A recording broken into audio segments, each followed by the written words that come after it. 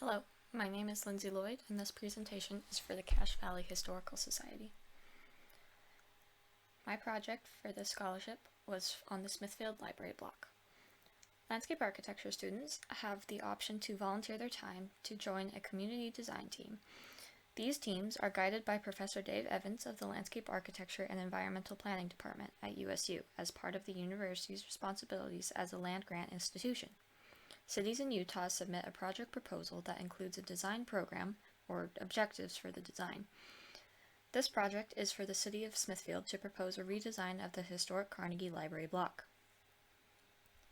The Smithfield History Museum, Tabernacle, and Carnegie Library are all located within the project boundaries.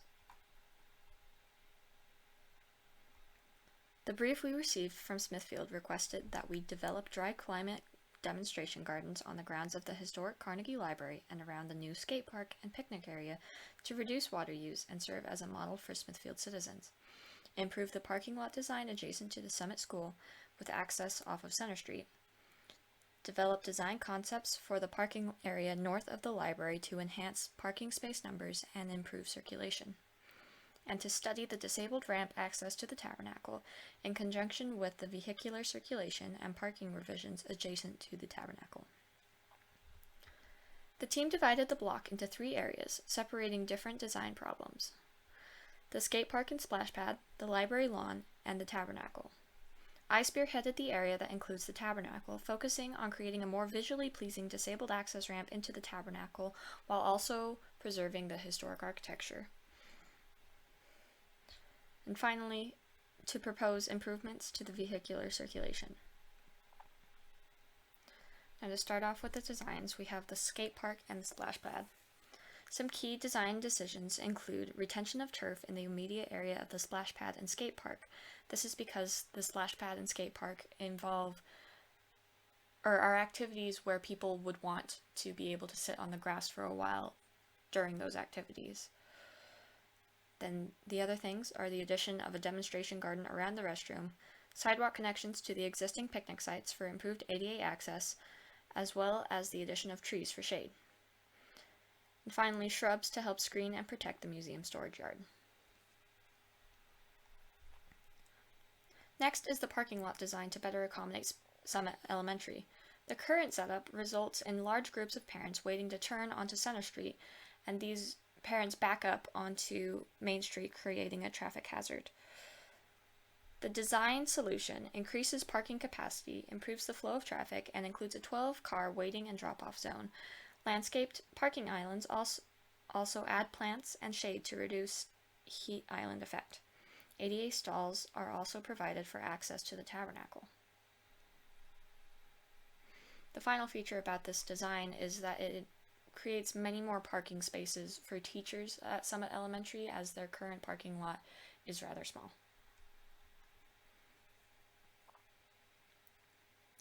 The demonstration garden around the Carnegie Library includes several seating areas placed along the paths.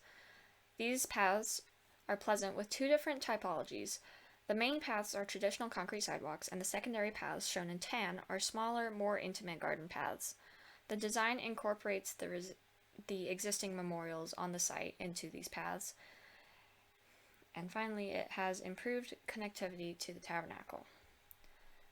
Now, the plant palette for the garden includes native and climate-adapted species that would be labeled for citizen education and convenience.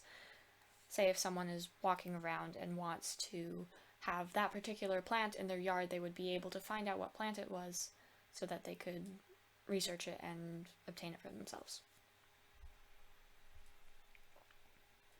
The north parking lot has been redesigned to better guide the flow of traffic by discouraging vehicles leaving from the parking lot from this entrance. Space has been preserved for a future memorial site, designs for which were made by landscape architecture sophomores as a class project. The city is in possession of these plans for future use. Other features of this site include an extension of the Summit Creek Trail to the east border of the block with added shade trees for comfort, and the realignment of the emergency access lane that cuts diagonally through the park from the play area. Now, the Tabernacle, which was my main focus of this project, A bit of history. Construction began in 1881 and was completed in 1902. It wasn't dedicated until 4 years later in 1906. From 1906 to 1951, it was used as its purpose as a tabernacle. In 1951, the congregation moved to a different meeting house, and it was converted into a gym for the church's youth programs. This is when the steeples were removed to make it look less like a chapel. The building ownership was transferred to the city in 1985 and has remained an athletic facility ever since. This is the current condition of the tabernacle. There's ramp access to the south door only. The current design of the ramp leaves this kind of awkward gap in between the north staircase and the ramp, and the asphalt paving comes right up to the edge of the ramp and the bottom of the stairs. So the two designs that I worked on for this, option A and option B. Option A has the ramp on the south side, which, as you can see in the plan view, comes directly down to the proposed parking lot and the ADA stalls. However, this ramp covers the buttresses, which are a major feature of the architecture of this historic building. There is, in this design, direct stair access to both doors, which was how the tabernacle was originally accessed, and there's only ramp access to one door. Option B doesn't cover those buttresses on the south side, but it doesn't have direct stair access to either door, which, as I mentioned, is the historic way of entering this building. But there is ramp access to both doors, and it respects the symmetry of the building. Either options, have been designed to be more aesthetically pleasing than the asphalt coming right up to the bottom of the ramp. This is our entire master plan to show how it all fits together. Overall, this plan improves improves traffic flow and provides more parking. It showcases water-wise garden design, which is becoming a big thing in Utah because we're a desert state and it's not practical for everyone to have Kentucky bluegrass lawns that just uses more water than we have access to as a state, and the maintenance costs are lower over time, and it's generally just more aesthetically pleasing. And then the final aspect of this design is enhancing the tabernacle access. Thank you for your time. I hope you found this entertaining, or at least somewhat interesting.